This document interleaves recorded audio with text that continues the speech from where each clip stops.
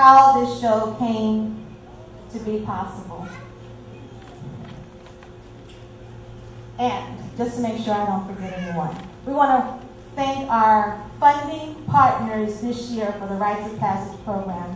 And our premier funding partner this year is the Children's Trust. Yay! Give it up to the Children's Trust. If you're a property owner, part of your tax goes to fund special programming and initiatives for children in Miami-Dade County. So all property owners, thank you very much for voting for the Children's Trust. It's going to be coming up for a voter referendum in the next year or so. And if you like what you see, you know they're funding good programs and we want to keep that going. So we thank the Children's Trust for being our premier partner this year. We also have other funding sources that help match what they are doing and the investment that they're making. And that's through the Alliance for Human Services and the Women's Fund of Miami-Dade County, which I believe there was a representative from the Women's Fund here. If you're here, raise your hand. We want to thank you. They gave us our first grant back in 2000. And they're still investing in the program and the girls in Miami-Dade County, so we thank them. And I also believe a representative from the Children's Trust is here. Yes, thank you for coming out and supporting our event today. We thank you very much. Also, our other partners, we want to thank Jackie Bell, our Elder Tribute Coordinator this year. Thank you, Jackie. Without her guidance, we'd be lost in this respect. So thank you very much. We want to thank Blessed Catering for the hot dogs and chips. Gave us a good discount to have everybody eat lunch. So thank you, Blessed Catering.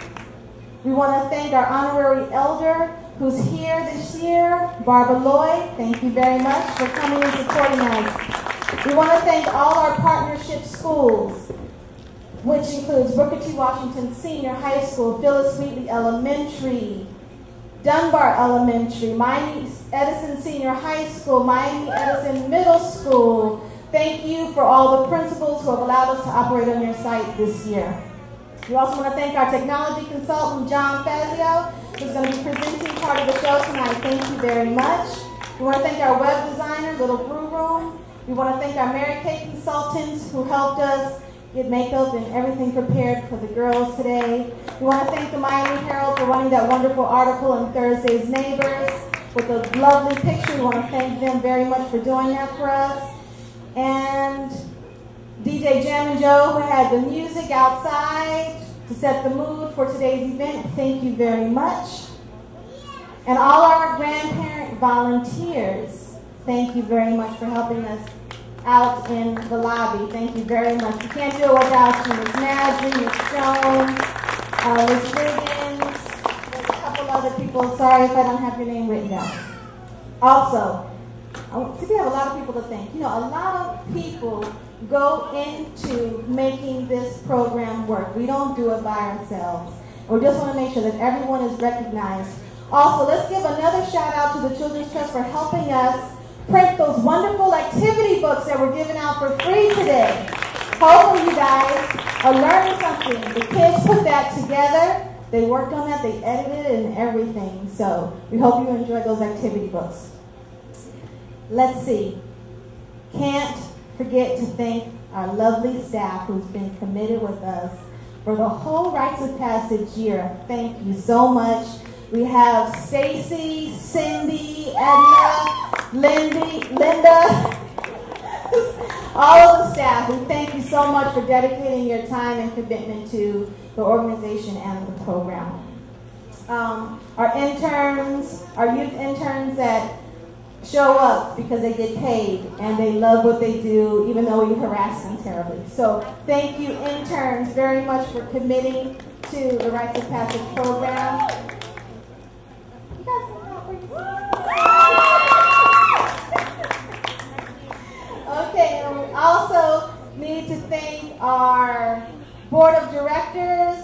And we have a representative from our board, Jeanette Stanley. Hi, Jeanette, somewhere in the audience. Thank you for supporting the organization and coming out and supporting our event today. And Louise Jones. Where is Ms. Jones, our other board member? Oh, yeah, 2 board members here today. Thank you, Ms. Jones and Jeanette. And our other community partners this year, we had Kid Ventures, National Foundation for Teaching Entrepreneurship. We want to thank our videographer, Laguna Corp., the Mayor's Youth Council, Miami-Dade County Bar Association, Young Lord section, who's going to be offering paid internships for some of our girls this year. Thank you very much. And MoCA, Museum of Contemporary Art in North Miami. The lovely artwork that you saw displayed outside in the lobby, the girls did that through our partnership with the Museum of Contemporary Art. So we want to thank them.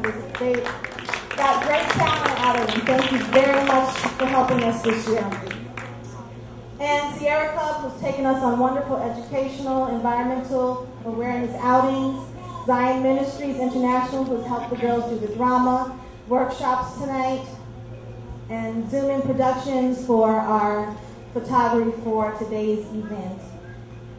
I hope I didn't forget anybody. Okay, but thank you very much. You're going to enjoy the show. And we have two more things before we're going to get started. I want to introduce our president and founding member of Urgening. He's going to come and say a couple inspirational words to you. And then we're going to bring out a former employee of Urgent Inc. who's gone on to do great things, and he's going to offer a motivational speech to you guys. Mr. Brenton Lopez, the Magnet Man. So he's making money now. Yes. Going on. So I'm going to turn it over. Thank you very much. I want to thank everybody for taking out of your busy schedule. NGB is Crespo, but you know I've been called worse things before, so I want to let you know that. I want to thank our board members, everybody that has come out here this afternoon. You know, in short, the theme for our program today is youth walk it out for peace. There's a song like that. Work it out, walk it out. What is it? Walk it out. I figured y'all know that. Right? Well, thank you, ladies. And as I thought about that, real quick, I thought about this thing about walking in the midst of peace in a time of conflict. That's kind of like what I took from, you know, our program theme, and it feels so different without having a podium here. But I just want to mention a couple of things to you, and that is, what does that mean? What's the difference between peace and violence in the midst of peace, but in a time of conflict? When we look at Iraq and Israel and North Korea and Venezuela, wars and rumors of wars, and then you look at Liberty City and Miami Gardens, Carol City, you know what I'm saying, Overtown, Ghouls, etc. How do we get beyond that? And let me just tell you real quick how you get beyond that. Normally, we react on impulse. So if somebody smacks you, you're going to smack them back, and if somebody yells at you, you're going to yell back. So the question you have to ask yourself, what type of person does it take to be slapped? And then look at that person and say, why did you slap me? Or why did you raise your voice at me? And that brings about communication.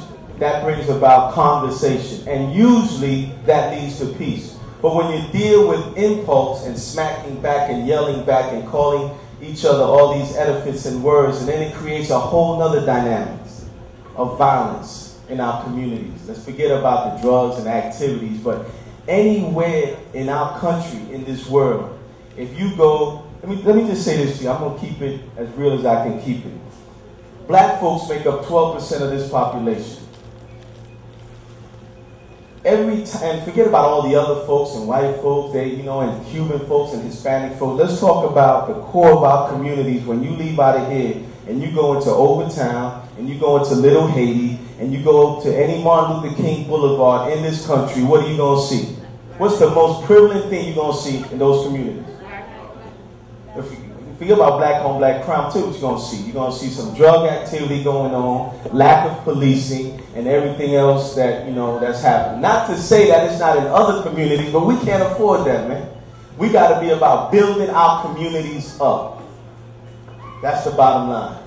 And the influences of these movies, I'm not saying to ban hip-hop or none of that. I love hip-hop. But what I'm saying is that when you got a guy like Cameron sitting in front of being interviewed by somebody, and I'm going to summarize this in 2 minutes, and they asked him,